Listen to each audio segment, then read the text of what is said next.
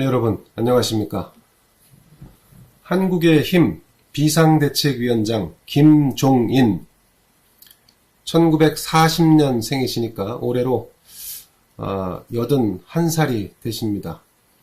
1964년 독일 한국외대 독일어과를 졸업하고 독일 민스터 대학으로 유학을 가셨습니다. 여기서 경제학 석박사를 받아서 귀국을 했고, 그리고 귀국한 이듬해인 1973년 서강대학교 경제학과 교수가 됩니다. 여러분, 김종인 위원장은 여러분이 다 아시는 바와 같이 대한민국 초대 대법원장을 지낸 가인 김병로 선생의 손자입니다.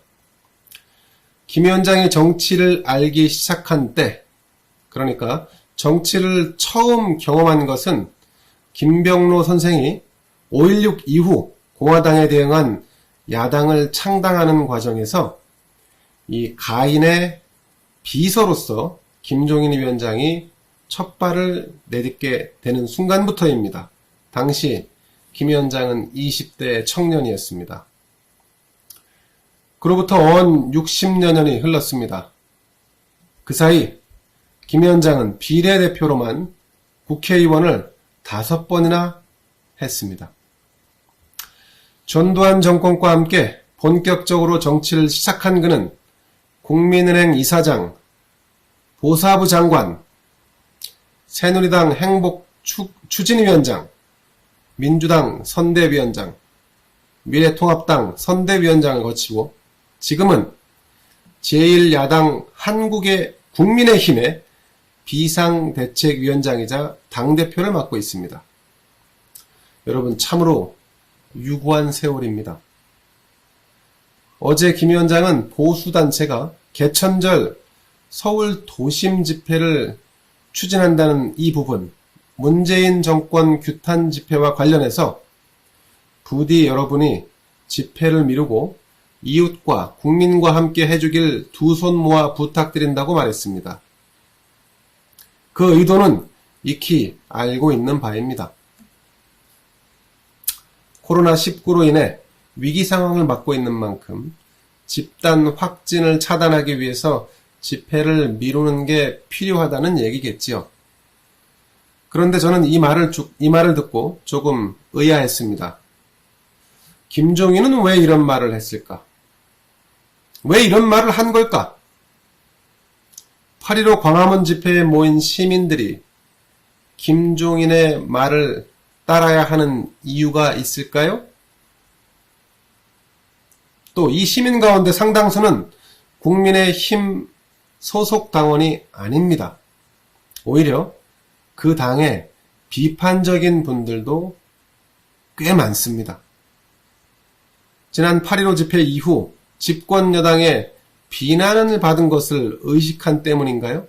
당시 청와대와 민주당은 이 집회에 참석했던 국민의힘 소속 정치인을 비난했습니다. 나아가 집회를 적극적으로 말리지 않았다면서 국민의힘을 공격했습니다.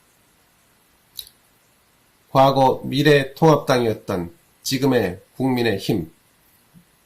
당시 김종인 위원장을 비롯한 국민의힘 지도부는 8.15 광화문 집회는 우리랑 아무런 관련이 없다. 개별적으로 참석한 것을 통합당이 무슨 수로 통제할 수 있겠는가, 이렇게 말한 바 있습니다. 자, 국민의힘과 아무런 관련이 없는 광화문 집회. 그런데 왜 이제 와서 김종인은 향후에 있을 집회에 참석하지 말라, 자제해달라, 이렇게 말하고 있는 걸까요? 글쎄요.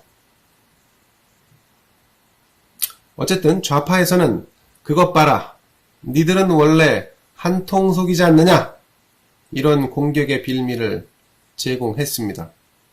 집회 참가자들로부터는 니들이 뭔데 하라 마라 하느냐, 이런 욕을 먹는 지경입니다. 정부도 개천절 집회를 원천 차단한다는 계획입니다.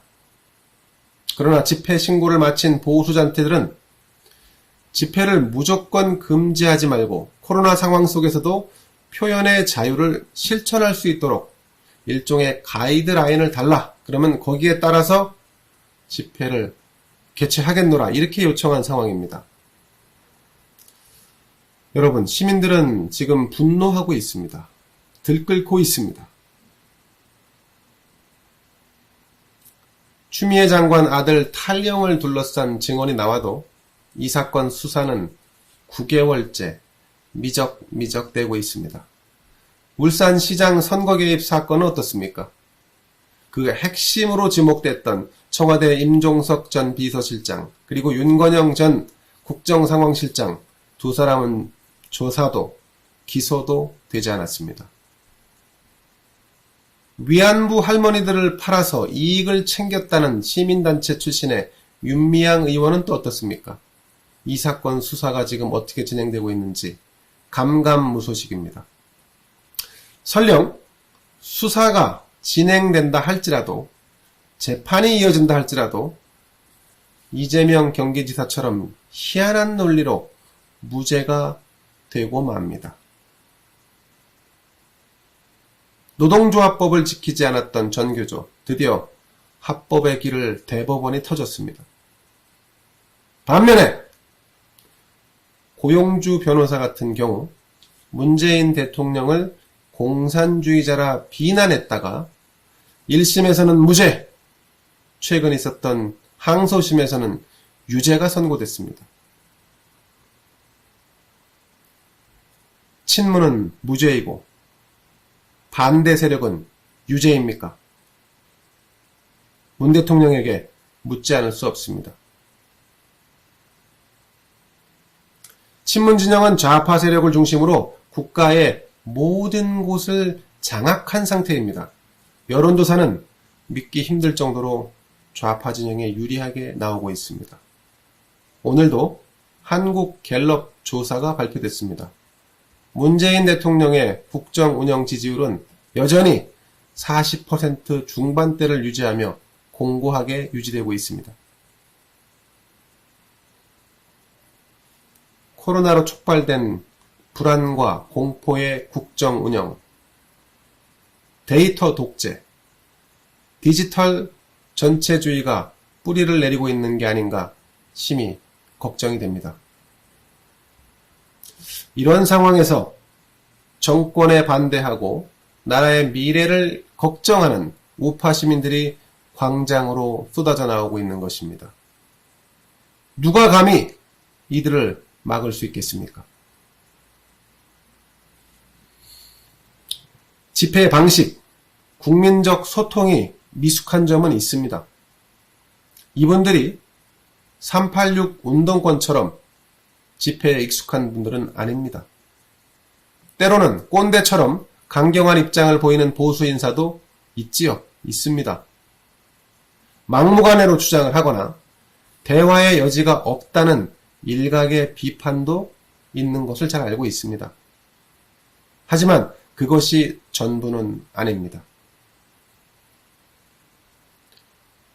만약 그렇다 하더라도 대통령이란 사람은 광화문에 모인 모든 국민, 당신의 국민이고 백성이며 유권자라는 사실에는 변함이 없습니다. 그러하기에 더 이상 대통령이라는 자가 보수 집회를 적대시하는 발언은 용납할 수 없는 것입니다.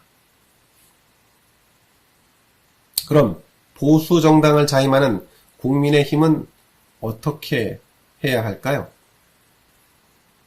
김종인 위원장이 제발 집회에 나오지 마세요 라고 하는 게 맞는 것인지, 아니면 코로나 사태를 고려해서 집회 방식을 조금 더 세련된 방식으로 바꾸던가 국민에게 다가갈 새로운 묘안을 제시할 수는 없는 건가요? 자, 그러고도 국민의힘이 다음 서울시장, 부산시장 보궐선거에서 아스팔트 우파에게 표를 달라고 할 염치가 있습니까? 김종인의 말은 당신들은 극우이고 숫자도 많지 않으니 적당히 하시라, 이렇게밖에 들리질 않습니다. 자, 여러분, 어디나 시발점이 있게 마련입니다. 출발점이 있는 거죠. 좌파 진영에 대한 심판은 더 이상 국민의 힘이라는 정당만으로는 불가하다는 것이 지난 4차례 선거에서 입증이 됐습니다. 이 4차례 선거 줄줄이 패배했지요. 정권에 저항하고 분노하는 이 에너지는 좌파 세력의 심판을 위한 전의대로 인식해야 하는 거 아닐까요?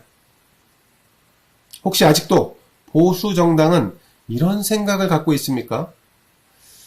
현 정권의 실정을 거듭하면 비리가 쏟아질 거고 실세들이 줄줄이 엮여서 감옥수에 가면 그러면 다시 국민들은 야당, 국민의힘에 힘을 실어줄 거야.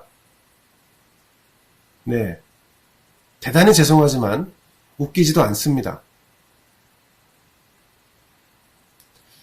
이런 상황을 막기 위해서 좌파 집권 세력은 대한민국을 통째로 접수하고 있는 상황입니다. 경찰과 검찰을 충견으로 만들고 국가 권력기관을 필두로 중앙과 지방정부, 심지어는 교육까지, 여기에 시민사회단체까지 깡그리 장악을 한 상태입니다. 국민의힘, 당신들이 의지할 곳은 어디입니까? 한 번도 경험하지 못한 나라, 그런 정치 상황 속으로 빨려 들어가고 있는 이 상황, 그대들은 누구와 반격을 꾀할 것입니까? 김종인 위원장에게 드리는 고언입니다.